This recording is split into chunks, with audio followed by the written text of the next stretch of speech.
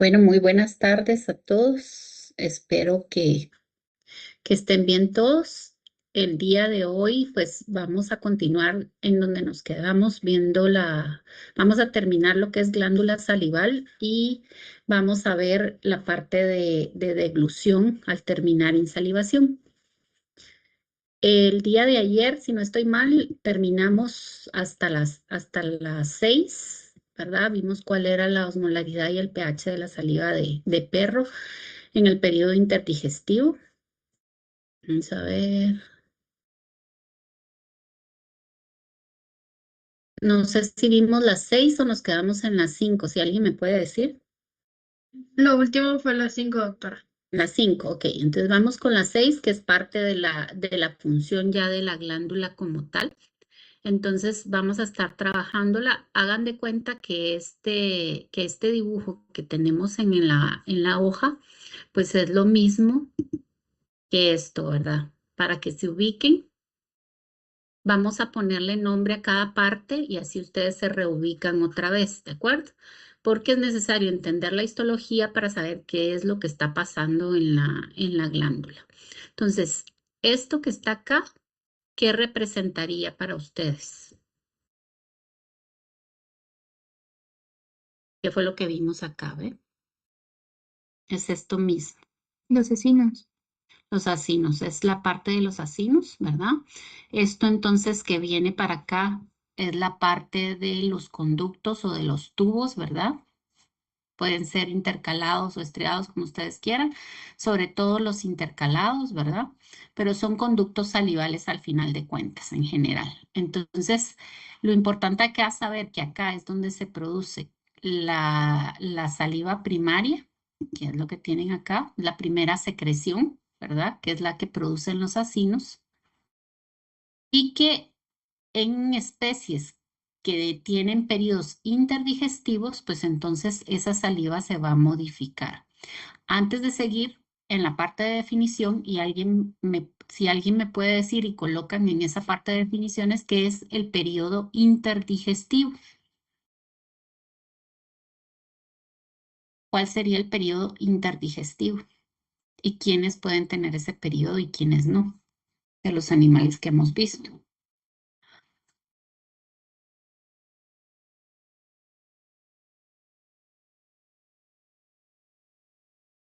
¿Alguien se anima a decirme qué es el periodo interdigestivo? ¿A qué les Tal, suena? Ajá, sí, tal Shaila. vez el periodo que pueden estar, que está entre comidas o que se podría decir que no comen, como en ayunas, y los animales que lo pueden tener, tal vez las aves, ¿Quién es más fácil? los mamíferos. Porque el rumiante es mamífero. ¿El rumiante tiene periodos interdigestivos o está en digestión constante? No pensar en comer, sino en periodos en que el digestivo no está trabajando. Sí, sí tienen periodos. Los rumiantes. Supongo que sí. A ver, piensen en que, ¿será que alguna vez el rumen se vacía de Yo un pensaría rumiante? que los rumiantes no, porque al final si no están comiendo, pues están regresando, o están como en algún proceso digestivo. Tal vez, por ejemplo, el ejemplo de los humanos, no, porque sí comemos y tenemos pausas. Y se vacía, se puede vaciar prácticamente, ¿verdad? Se vacía el estómago y parte del intestino mientras no comemos, o sea, va avanzando el alimento. En cambio, los rumiantes siempre están en un proceso de digestión.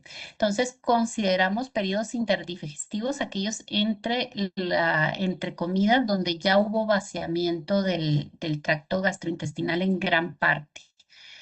En el caso de los rumiantes, pues la mayoría del tiempo pasa en el rumen y va pasando por poquitos a lo largo de todo el tubo digestivo. Entonces, ellos no tienen periodo interdigestivo, ¿de acuerdo? Entonces, hagan la salvedad.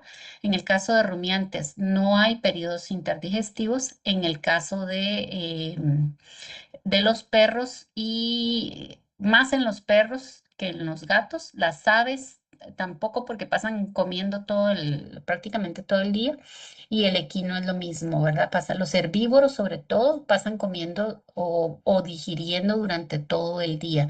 No es como en el caso de nosotros, que hay un momento en que hay vaciamiento del estómago. Entonces, periodo interdigestivo, fase entre funcionamiento del tracto gastrointestinal.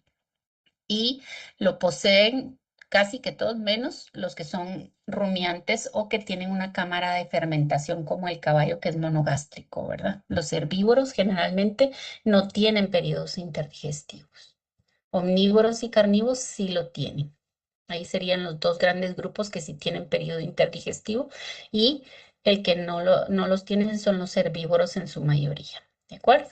Entonces, vamos a ver que en el caso de los rumiantes, pues no va a haber cambio de la consistencia de la saliva o de la osmolaridad de esa saliva o del pH.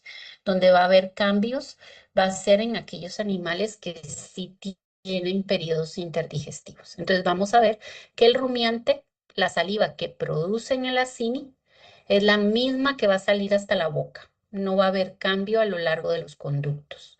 Mientras que en omnívoros y carnívoros hay un cambio en la cantidad o en la osmolaridad y el pH de la saliva, porque se modifica, se llama modificación de la secreción primaria. Y esa modificación se da a lo largo de los conductos. Entonces, para poder entender, necesitamos reconocer otra vez dónde está mi medio interno y dónde está el medio externo de la glándula, cuál es el lumen de esos conductos y qué va a representar mi medio interno. Entonces, ustedes dibujaron en la glándula anterior un medio interno. ¿Se acuerdan que hicieron sus vasos sanguíneos, pusieron el espacio intersticial? Lo pueden hacer con esta también para ubicarse. Entonces, aquí iría mi medio externo, ¿ok? Estas serían las paredes que están formadas por células de los conductos. Este es mi acino, y acá mi medio interno, pueden dibujar acá, y el espacio intersticial. Y ahí regresamos otra vez. Osmolaridad y pH de mi medio interno, ¿cómo va a ser? ¿Alguien se acuerda cuál es la osmolaridad? ¿Y de cuánto es el pH de sangre? Que prácticamente es lo que hablamos de un medio, tiene que ser muy similar en el espacio intersticial. Para que lo ubiquen. ¿Cuál sería el pH de la medio interno? ¿Qué le pondrían ustedes a ese medio interno, espacio intersticial y sangre? ¿Y cuál es la osmolaridad?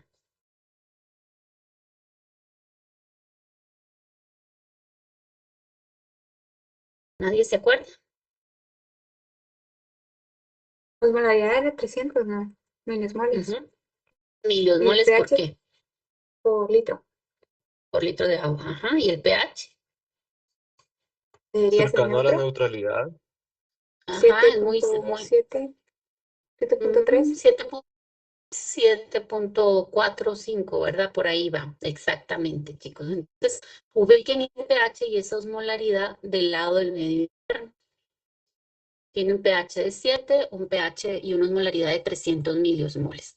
Entonces, los acinis, ¿qué es lo que van a hacer? Van a secretar agua, porque no puede ir en polvo todo, ¿verdad? Van a estar jalando agua del medio interno, y con esa agua están secretando también sodio, cloro y bicarbonato. No solo secretan esto, sino también secretan, si se acuerdan, grasas, moco, enzimas en aquellas especies que las van a tener, y urea sobre todo en los rumiantes, ¿verdad? Van a estar secretando esos acinis, pero nos vamos a enfocar en el sodio, en el cloro y en el bicarbonato. Aquí hacen falta, acuérdense que el sodio lleva un más, le ponen ustedes el más porque esto es bajado del libro, no le pusieron el más. El cloro es negativo y el HCO3 también tiene una carga negativa. Entonces, esos son los 3 solutos en que nos vamos a fijar. ¿Por qué? Porque son los que nos van a estar dando ciertas características en la saliva. Entonces, secretó, y esa saliva que producen los acinis va a tener pH básico y osmolaridad igual a la célula. Entonces, ahí le decimos que esa saliva es isosmótica. Entonces, la primera secreción es isotónica y básica. Isotónica, ¿por qué? Porque tiene la misma osmolaridad, van a salir la misma cantidad de electrolitos hacia el conducto, y va a ser básica porque eso sí va a secretar en gran cantidad es bicarbonato. En vez de hidrógeno, lo que vamos a tener es alta cantidad de bicarbonato. Entonces, mi pH, mi potencial de acción de hidrógeno está muy bajo.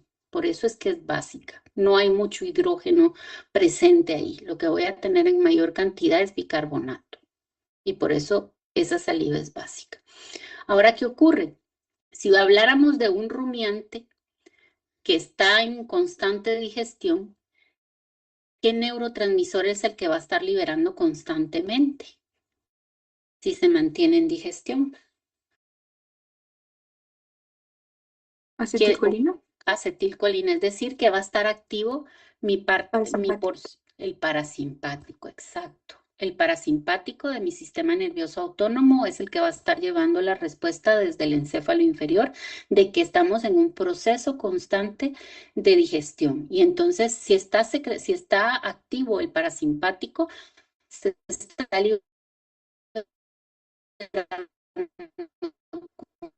constantemente haciendo la función de parasimpático.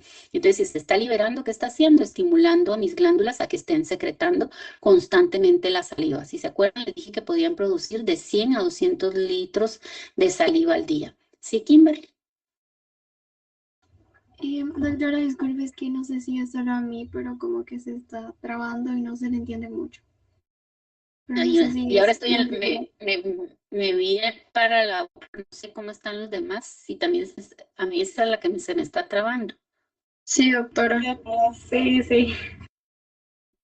Ay, entonces me vine para la U para ver si aquí lo oíamos mejor y no. Vamos a ver, déjenme ver si me conecto al teléfono mejor.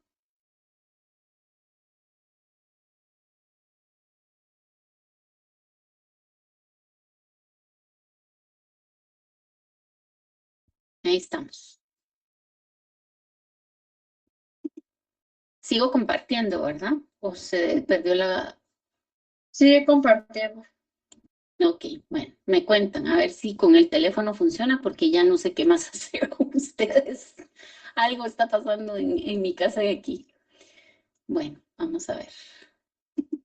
Bajo aquí. Y entonces, continuando con lo que estábamos diciendo,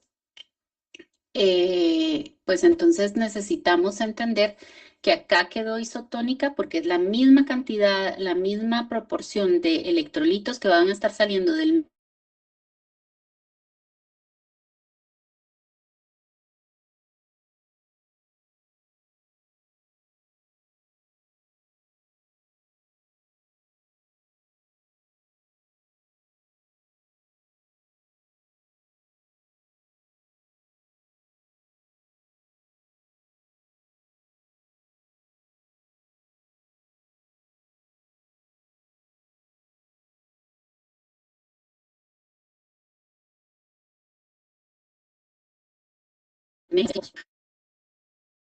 constantemente. Entonces, ese animalito está produciendo constantemente Doctora, acetilcolina y, ajá, es sí, Sheila. que no, Kimberly se le dejó de escuchar un buen tiempo, o sea, hasta ahorita se le volvió a escuchar otra vez. Ay, qué raro, ya no sé qué es, no sé si es la computadora, fíjense, porque ya estoy conectada al teléfono y no hay ok. Y si prueba con la cámara apagada, tal vez no. Tal no vez gana ahí, tanto. ¿verdad? Vamos a ver.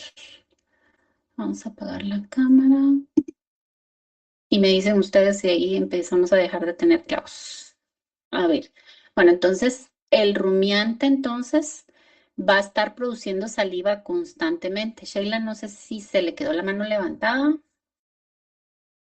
Sí, de plano sí, doctora, perdón. Ok. Entonces, el rumiante va a estar produciendo saliva. El flujo de saliva es constante, no baja. ¿Por qué? Porque la acetilcolina se está secretando, se está liberando constantemente. Entonces, el flujo, si ustedes ponen aquí flechitas, ese flujo no disminuye. ¿Sí, Rafael? Solo, doctora, perdón, es que se le trabó cabal cuando estaba explicando por qué la saliva Ay, Rafael, no lo oigo. no sé si se me escucha ahí o no. No, tampoco nosotros. No se oye, entonces, no me logran escuchar. A Yo usted sí sí, lo escucho, doctora. Ah, ok, pero la a compañera mí no. sí.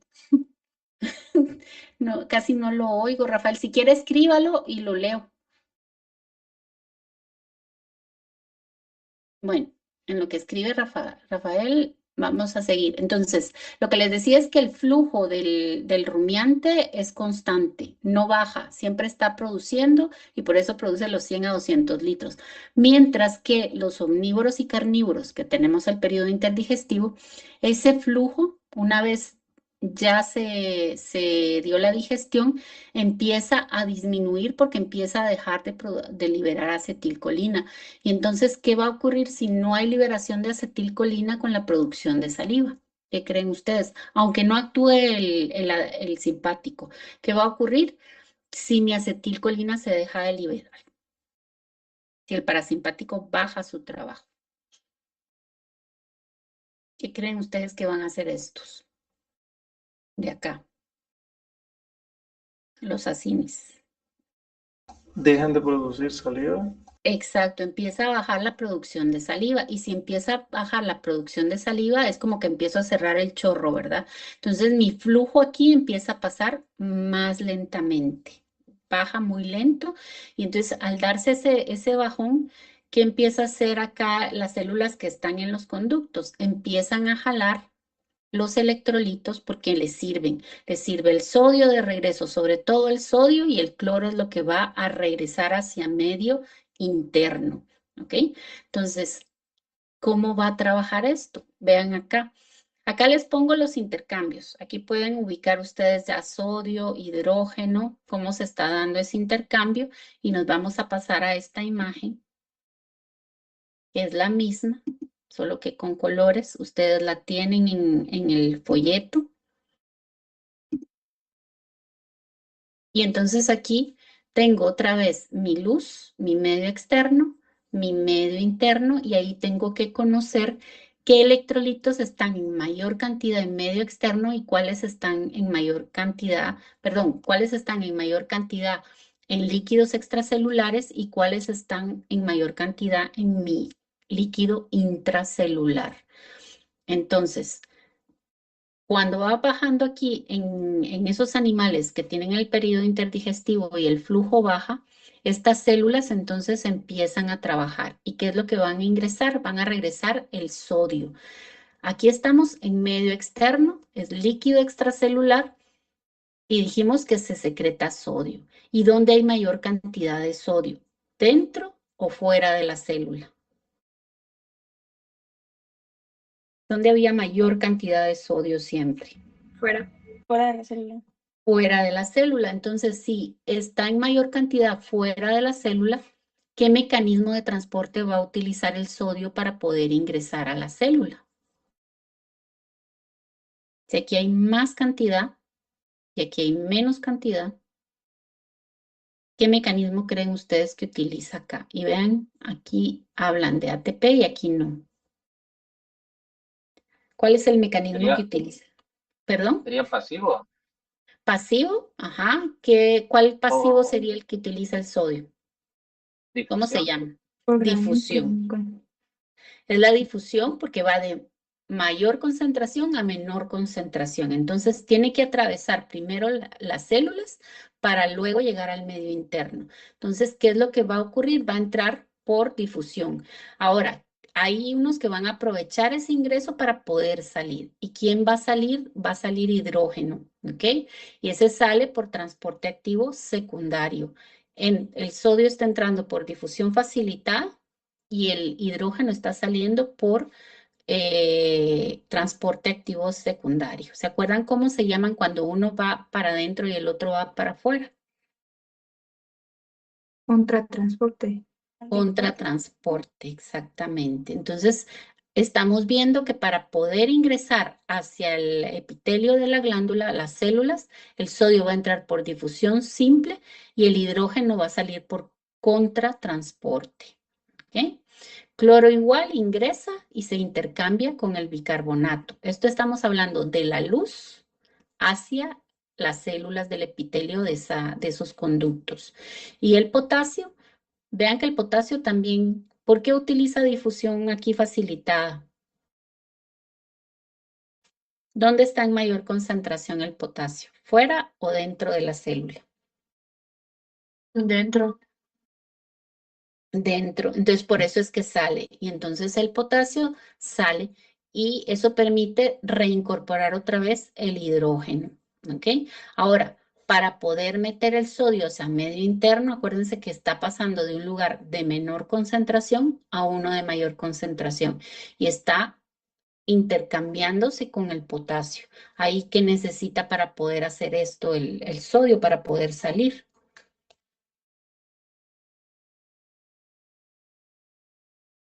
¿Qué va a necesitar para poder hacer ese intercambio y pasar del epitelio de la glándula hacia el espacio intersticial?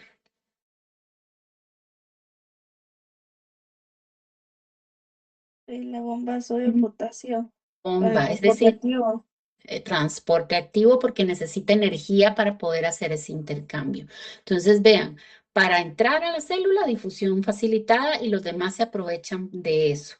Mientras que para poder salir de ese endotelio, tiene que utilizar ATP para poder regresar a una zona de alta concentración. ¿Quién va a ayudar en casos donde hay demasiada o necesito recuperar mucho sodio, cuando hay deshidratación, por ejemplo? Si se acuerdan de lo que les habló la doctora Castro el semestre pasado, la aldosterona va a estar ahí. ¿Y qué va a estar haciendo? Rescata sodio, o sea, que estimula aún más este proceso de recuperación de sodio y elimina potasio en los conductos salivales, intestino y riñón. Estamos viendo los salivales, pero va a pasar lo mismo en el intestino y en el riñón. Entonces, ¿qué ocurre acá? Estoy recuperando gran cantidad de electrolitos y encima estoy secretando hidrógeno hacia la luz. Entonces, ¿qué creen ustedes que va a pasar con la osmolaridad de la saliva de acá si estoy recuperando una gran cantidad de electrolitos hacia medio interno? ¿Qué pasa aquí con la osmolaridad en la saliva? ¿Qué está pasando por los conductos?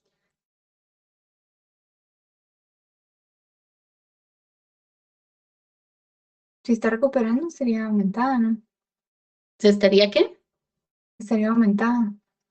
Aquí es luz. O sea, yo lo que quiero saber es qué está pasando con la saliva, si le estoy quitando electrolitos y los estoy metiendo al medio interno.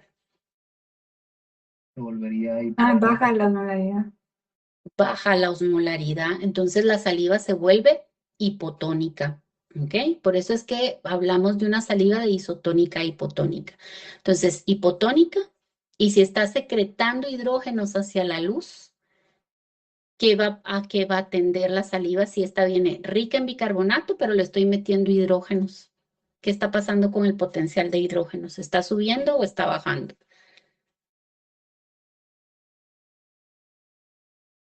Está subiendo. Está subiendo, están aumentando los hidrógenos en la luz. Entonces, si está subiendo el potencial, por eso es que mi saliva varía de básica a neutra, ¿ok? Porque le estoy agregando y se están amortiguando ahí. Pero está subiendo mi potencial de hidrógenos y por eso es que pasa de básica a, a neutra. ¿Qué pasaría si hay una acidosis en mi organismo? Pues que esa saliva puede tornarse hasta ligeramente ácida.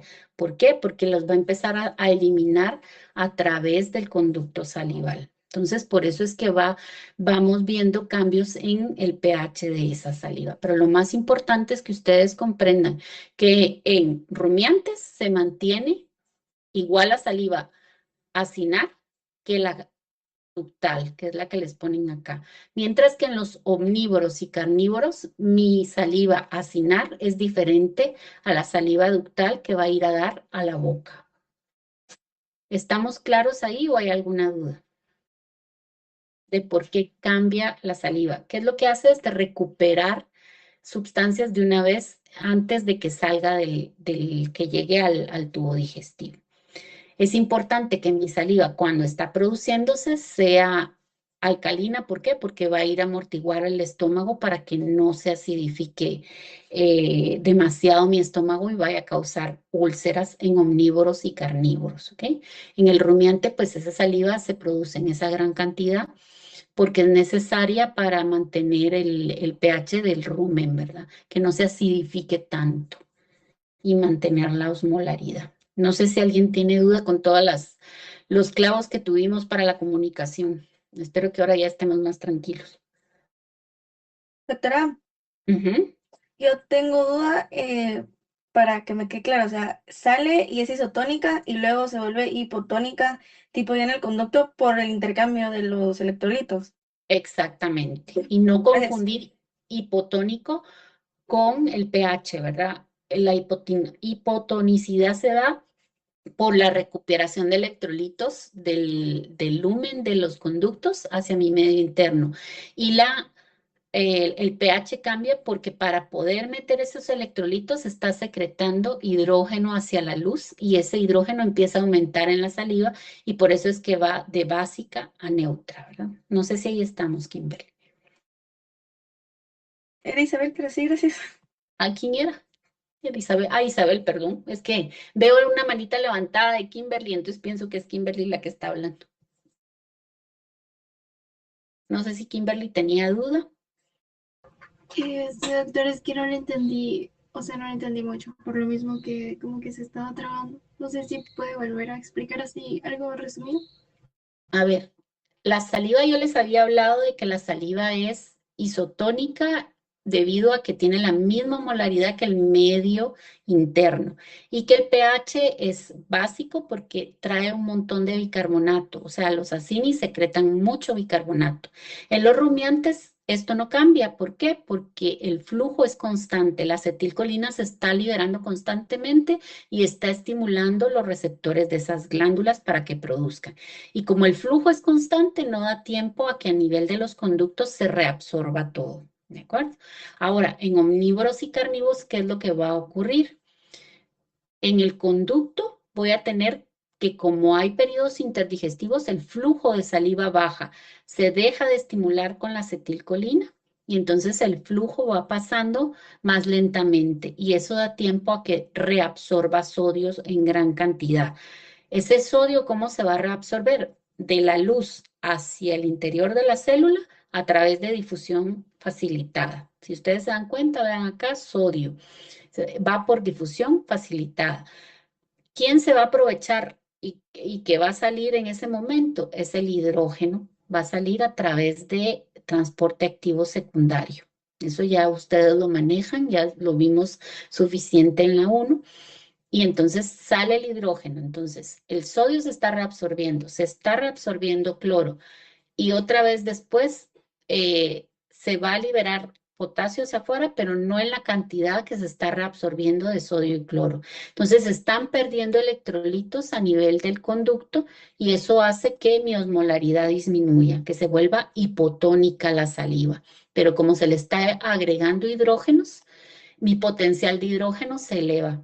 Y entonces, al elevarse el potencial de hidrógeno, mi pH cambia de básico a neutro. No sé si ahí estamos, Kimberly. Sí, doctora, gracias. ¿Ok? Y la aldosterona les decía que es la hormona que cuando hay necesidad de retener más sodio para retener más agua, pues esa aldosterona va a activar aún más este proceso de recuperación de sodio a nivel de los conductos de la saliva. Va a actuar ahí, va a actuar en el riñón y va a actuar en el intestino reteniendo sodio. ¿De acuerdo? Es una hormona que actúa a nivel de glándulas salivales. Es de las pocas hormonas que vamos a ver que actúan. Y si se acuerdan, es sistema endocrino exocrino, porque no es producido por la glándula, viene de otro lado a estimular a la glándula. Entonces, mis glándulas pueden ser estimuladas, uno, por acetilcolina, sí, para que produzca aldosterona para retener sodio, y cuando hay un proceso de estrés, pues el que va a estar estimulando a mi glándula es adrenalina, que lo que producían era moco, si ustedes se acuerdan. ¿Estamos hasta ahí? Este es resumen de lo que vimos el día de ayer, ¿ok? Una parte de Perdone, quién. doctora, una pregunta. ¿Sí? Entonces, en el periodo interdigestivo sería la osmolaridad hipotónica y el pH neutro. Exactamente. Y al Ok. momento de la digestión, ¿qué va a pasar? Va a ser, no sé, isotónico, Isotónico. ¿Y el pH cómo va a ser? básico. Básico. Y eso me ayuda en el periodo digestivo a que esa saliva se va a deglutir y va a amortiguar la acidez del estómago. O sea, me sirve para que mi estómago no se acidifique tanto y vaya a haber daño en la pared del estómago. Tiene una razón de ser esa saliva. Y que en el momento interdigestivo recuperar todos los electrolitos para no estarlos mandando al tubo digestivo y que se vayan a perder a través de las heces. ¿Ok? Bueno, y entonces a partir de aquí, el resultado de la masticación más la insalivación me da el bolo alimenticio. A partir de aquí ya no hablamos de alimento como tal, sino que hablamos de bolo alimenticio. Ahí lo pueden poner como definición. Solo me voy a salir, vamos a ver. Voy a regresar a la hoja. No sé si contestamos todas. Dice, escribe en el dibujo el nombre de las sustancias que secretan los acinos de la glándula salival del perro, ya lo vimos. Ubica la secreción primaria y la secreción modificada. Ya vimos que la primaria es en los acinis y la modificada es a nivel de conductos. Y entonces es lo que va a llegar a la boca. Si es rumiante, siempre llega la secreción primaria. Si es omnívoro o carnívoro, pues llega en los periodos interdigestivos, llega una secreción modificada. Entre más estímulo recibe de acetilcolina, menos se va a modificar la saliva, porque hay mayor flujo en esos animales. ¿Qué mecanismos de transporte celular utilizan las células de los conductos para recuperar sodio? De la luz a la célula, difusión facilitada. Y de la célula al medio interno sería la bomba sodio-potasio. ¿Sí, Jamie? Doctora, perdone, con lo que mencionó eso ahorita de la secreción modificada, entonces los rumiantes no la tienen o es principalmente en carnívoros, pero sí la tienen. No, los rumiantes no la tienen. Siempre va a ser igual. O sea, es una saliva primaria. No hay otro. ¿De acuerdo? Es la saliva de los acinis, secreción primaria en los rumiantes. Doctora, solo para repetir, porque no la escuché bien, que había hecho de la luz de la célula por difusión pasiva y de la célula a la luz era de sodio. No, porque estoy recuperando. La pregunta dice, ¿qué mecanismos de transporte celular utiliza las células de los conductos para recuperar sodio? Va a ser de la luz a la célula, acuérdense que va de mayor a menor concentración, es difusión facilitada, y de la célula al medio interno va en contra de gradiente, por lo tanto es la bomba sodio-potasio, necesita ATP para poder dar el intercambio. No sé si ahí estamos, Manuel. Claro que sí, doctora, gracias. Vale, ojo, aquí yo les pongo lo más importante, pero ustedes tienen que entender por qué se dan esos mecanismos de transporte. Porque si yo les pido defender esa pregunta, ustedes ya saben qué es lo que tienen que poner ahí, por qué se está moviendo de un lado a otro, y para eso necesito saber quiénes están en mayor concentración en el líquido intracelular y quiénes están en mayor en el extracelular, ¿de acuerdo? Luego dice, ¿cuál es la osmolaridad y el pH de la saliva del perro en el periodo interdigestivo? ¿Cuál será? Después de haber visto esto, ¿cuál es la osmolaridad en el periodo interdigestivo del perro? Sería hiposmótico y con un pH cercano a la neutralidad. Exactamente, ¿ok? De acuerdo, Oscar. Bueno, entonces ahí ya tienen eso. Luego dice, ahora puedes elaborar un arco reflejo de la respuesta de las glándulas salivales cuando un animal está cazando y luego cuando está en fase cefálica. Y la última elabora, ya lo que hacen es comparar lo que hicieron acá. Esto se los voy a dejar yo, eso lo pueden hacer porque lo pueden entregar a lo largo del día. Entonces, esto ya lo hemos visto varias veces, eso ya lo pueden hacer ustedes, ¿de acuerdo? Porque es un arco, acuérdense que la producción de saliva ya es un arco reflejo. Solo para hacer el resumen, ¿quién controla cuando es un arco reflejo? ¿Quién va a controlar a las glándulas, lo que son vísceras? Encéfalo inferior.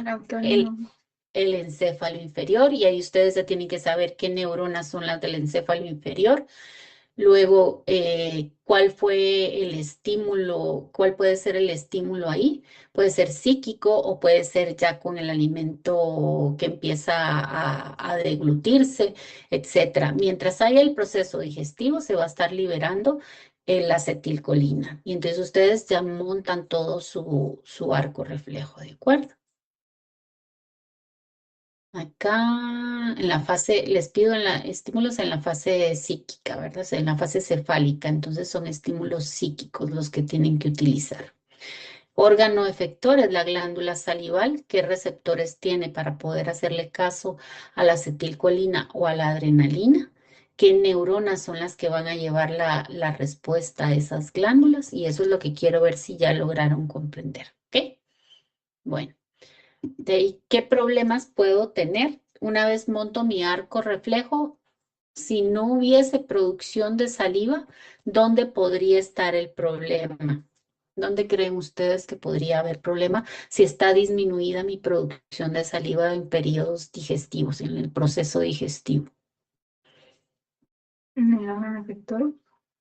En el órgano efector, ¿dónde más?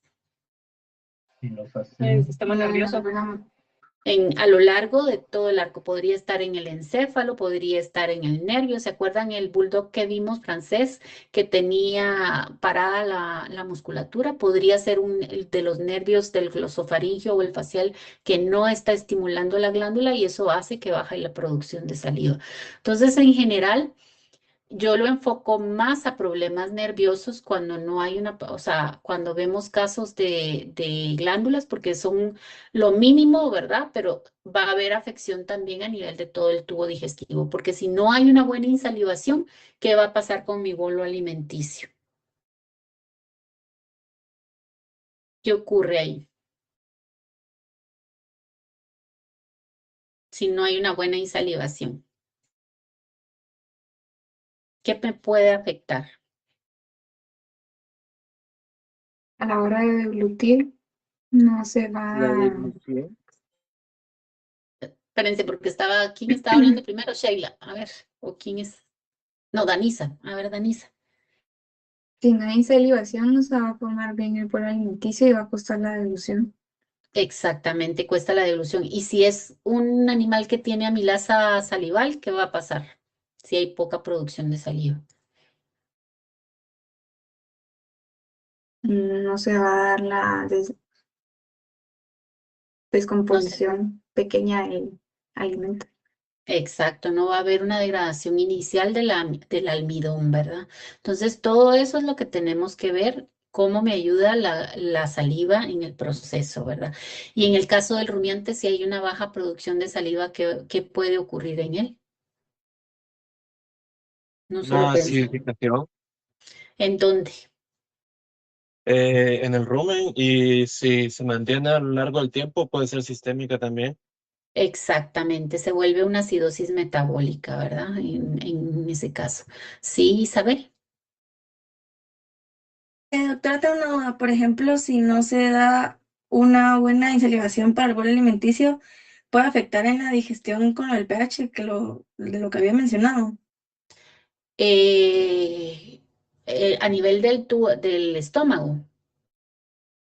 Ajá, o sea, como porque no hubo una buena insalivación, como dijo que por eso es básico para contrarrestar la acidez, entonces podría haber un problema en el estómago por eso. Exactamente, puede ser que se acidifique demasiado porque ¿cuándo producimos más saliva? Entre más masticamos. Por eso es que nos dicen que deberíamos de masticar 30 veces lo que estamos comiendo, ¿verdad? Lo que estamos masticando, porque entre más masticamos, más saliva producimos y más amortigua el pH del estómago. No solo afecta mi deglución, que voy a sentir como que me está pasando, lijando el esófago, sino que también va a provocar eso en el estómago. Ahora, si nos vamos a carnívoros, pues ellos casi no mastican, ¿ok? Y la producción de saliva es mucho menor que en el caso de nosotros. Es más por estímulo psíquico que por la misma masticación. Y entonces ellos empiezan a producir, es más alto en el momento del estímulo psíquico que por masticación como tal, porque casi que degluten inmediatamente, ¿verdad? O sea, su digestivo está preparado para eso. En el caso de nosotros, no. Y en el caso de herbívoros, muchísimo menos, ¿verdad? Si no hay una buena producción de saliva. Bueno, entonces esa es la parte nerviosa. Y esta es de las que les enseña la doctora Hazel y el doctor Paniagua. ¿Cómo se llama esto acá? Tienen ese y tienen este. Cialocele, creo que era. Ajá, mucocele o cialocele. Vean aquí. ¿Qué harían ustedes aquí para poder saber si eso es un tumor o es producción de saliva que se quedó atrapada y que se hubo ruptura de los conductos? ¿Una punción? Una punción, saco lo que está ahí y si es saliva, pues van a ver algo transparente, ¿verdad? Y como mucoso que se está acumulando. Lo pueden tener ahí, lo pueden tener acá, sublingual, porque tenemos la salida de los conductos ahí. Cuando se rompen, eso es lo que forma. De ahí se empieza a cicatrizar y eso va disminuyendo, lo vamos ayudando a cicatrizar, ¿ok?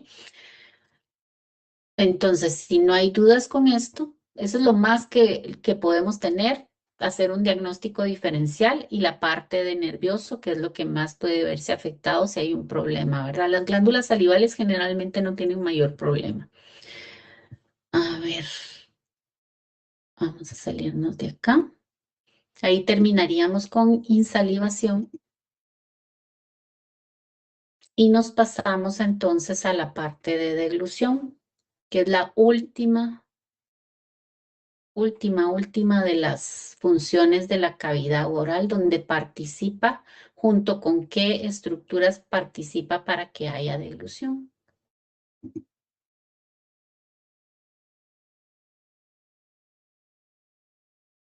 ¿Qué otras estructuras participan para que haya deglución? ¿Alguien sabe? El esófago. El esófago y antes del esófago, La faringe. la faringe, exactamente. Entonces, si nos vamos en orden, es la cavidad bucal, la faringe y el esófago. Son las tres estructuras que van a estar participando. No sé qué hice eso. Yo lo había sacado. Son las tres estructuras que van a estar participando para la deglución.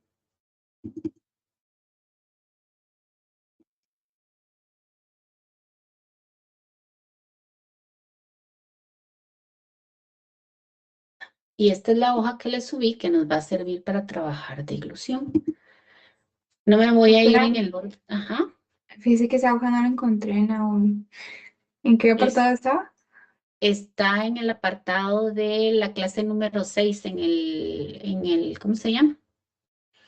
En la carpeta. Clase número 6. Ya, ya ¿Ya? la encontré. Ahí está. Gracias. Ok, de nada. Entonces ahí tienen, esa es la hoja que vamos a trabajar, la que continúa. Es más que nada anatomía para que se ubiquen, ¿ok? Entonces recordarles que para la deglución no solo es ¿cómo se llama? La boca la que participa, sino que participa la cavidad bucal, la faringe y el esófago, ¿ok? Son las tres estructuras que voy a necesitar. ¿Sí, Danisa? Perdón, se metió. Ok.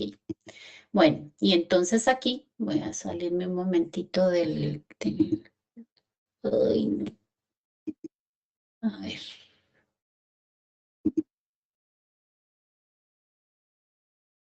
Listo. Listo. Para la deglución vamos a tener, ¿se acuerdan que para la masticación teníamos una fase voluntaria y una fase involuntaria? En la deglución tenemos también una fase voluntaria y una fase involuntaria. ¿Cómo se divide esa fase voluntaria? Se conoce también como la fase oral, porque se da en la cavidad oral o cavidad bucal, y la fase involuntaria, que está dada por la fase faríngea y fase esofágica. Es decir, que mi involuntaria se divide en dos porque pasa por dos estructuras, la faringe y el esófago. ¿Ok? Entonces, ¿quién controla la fase voluntaria? ¿Qué parte del sistema nervioso va a controlar esa deglución? La cavidad oral, No, la lengua. pero ¿quién controla a la lengua y a la cavidad oral para que se dé la fase voluntaria? Cuando hablamos de fase voluntaria e involuntaria, ¿quién está metido ahí? Encéfalo superior. Ahí está el encéfalo superior comandando esta fase, y en la fase involuntaria tengo a qué parte del sistema nervioso dando su respuesta para que se dé esa fase.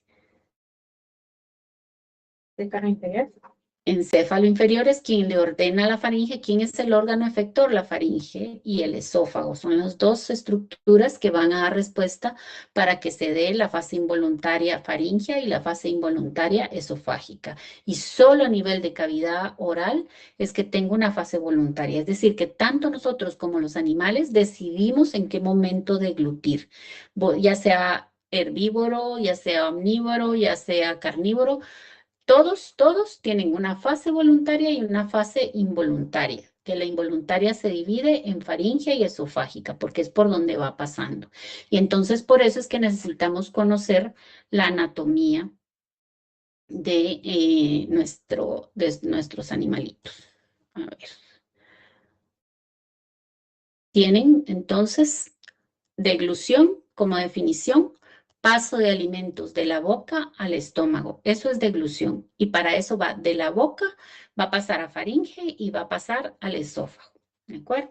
Boca es una fase voluntaria y en faringe y esófago son fases involuntarias. Y entonces yo ya sé qué parte de mi sistema nervioso es el que está trabajando y está mandando la orden a esas estructuras. ¿De acuerdo? Entonces tengo cavidad bucal, faringe y esófago. De aquí para acá es mi deglución.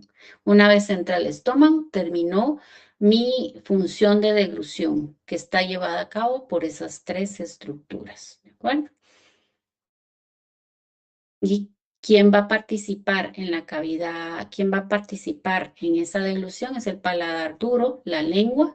Esas son voluntario, porque yo puedo controlar la lengua y empujar el alimento hacia el paladar duro. El paladar duro no tiene movimiento, pero la lengua sí. ¿Okay? Y entonces ahí empezamos a trabajar la hoja, porque lo que me interesa es que se den cuenta de las estructuras. ¿Por qué? Porque eso me sirve cuando voy a intubar.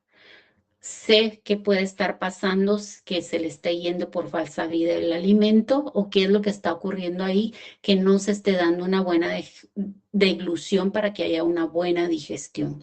Entonces ustedes tienen en su hoja esta imagen y entonces quiero que vayan ubicando cada área. Tienen esto que está acá. A ver si me sale la imagen. Ahí.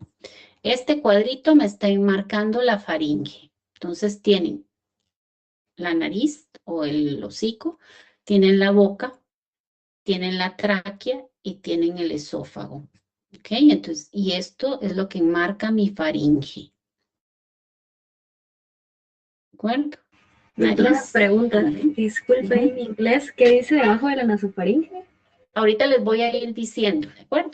Poco a poco, no se estresen. Entonces, lo que quiero es que se den cuenta de la importancia de la faringe. ¿Por qué? Voy a regresar aquí. ¿Quién comunica con la faringe? ¿Quiénes tienen comunicación con este espacio? Si se dan cuenta. ¿Quiénes van a tener comunicación aquí con este espacio? Realmente la faringe es un espacio. Esófago y tráquea, doctora. Esófago, tráquea, solo ellos tienen comunicación con la faringe. ¿Es cierto? Vean la tráquea. Orofaringe también. Es decir, la boca tiene comunicación con la faringe. ¿Y quién más tiene comunicación con la faringe? Les falta uno. La nariz. Los La conductos nariz. nasales. Ajá, las fosas nasales, ¿ok? Entonces, vean que nariz, el aire llega a faringe, la comida llega a faringe. Y entonces tiene que haber algo que le diga en qué momento abre el camino para la tráquea y en qué momento abre el camino para el esófago. Porque si no, ¿qué va a pasar? Que la comida se nos va para la tráquea y el aire se nos iría para el esófago. ¿Y quién está controlando esa parte? Es el encéfalo inferior quien va a controlar al final quién va para acá. ¿Qué podemos controlar nosotros? Únicamente cuando vamos a deglutir de la boca hacia la faringe. Entonces estamos claros, aquí tenemos nariz y esto sería la nasofaringe, ¿ok? La entrada hacia la faringe, nasofaringe. Orofaringe es esta entrada que está acá. La tráquea, el esófago. Y ahí les ponen otros, pero a mí lo que me interesa sobre todo es que entendamos que la boca tiene comunicación, la nariz tiene comunicación, la tráquea tiene comunicación y el esófago tiene comunicación con la faringe. Esto es faringe, ¿ok? Entonces, lo llamamos nasofaringe, orofaringe,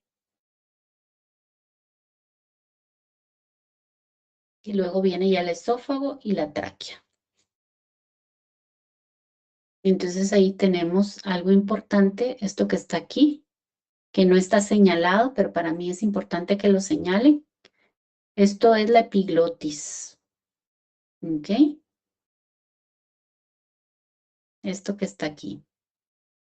¿Qué es lo que está señalando en el humano? ¿Ok? Es la epiglotis. Esto que está acá es el paladar suave, el blando que llamamos. Y acá tenemos el paladar duro.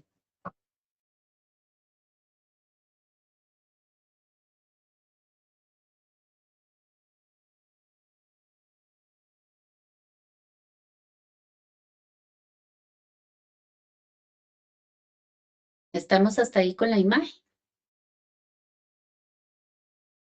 Sí, doctora. ¿Ok? Entonces ahora, cuando nosotros vamos a deglutir voluntariamente, ¿qué es lo que movemos? Movemos la lengua hacia arriba. ¿Ok? Empujamos el alimento hacia el paladar duro para empujarlo hacia adelante. Ese movimiento es voluntario. Lo decide tanto el animal como ustedes. ¿De acuerdo? Eso es lo que llamamos la fase voluntaria. No es un arco reflejo, sino que lo está dando el superior. Como con toda la información de que tenemos alimento en la boca, de que ya mastiqué suficiente, etcétera, se va a dar en ese momento. Yo decido. No quiero que me vean que tenía chicle en la boca, de una vez lo mando para atrás, pero una vez lo mandaron para atrás, ustedes ya no pueden hacer nada porque ya agarró camino y quien decide para cómo se va a dar este proceso es el encéfalo inferior. ¿Ok? Y entonces, ¿qué va a ocurrir ahí? Mi paladar blando va a subir para tapar el espacio nasofaringio, para que el alimento no se vaya hacia la nariz. Entonces, paladar blando sube. ¿Ok? ¿Qué va a pasar con la epiglotis? Va a bajar para tapar la tráquea, para que el alimento no vaya hacia la tráquea. Entonces, tengo tapada la vía aérea hacia la nariz y la vía aérea hacia tráquea. Y entonces, ¿qué es lo que queda libre? El camino hacia el esófago, de boca a esófago. Y todo esto son órdenes que vienen de mi encéfalo inferior. ¿Ok? Lo vamos a dejar acá el día de hoy y lo vamos a continuar el día viernes, ¿de acuerdo? Porque no, con todas estas interrupciones ya no logramos terminar. Entonces, hoy solo me van a subir la hoja que terminan con los arcos, reflejos y demás. Esta no me la vayan a subir, la vamos a terminar el día viernes, ¿de acuerdo? Voy a dar más chance en la plataforma Y esta la Pues, subimos doctora, hasta 20. De nada, con gusto. Solo me suben lo que terminaron de las glándulas salivales.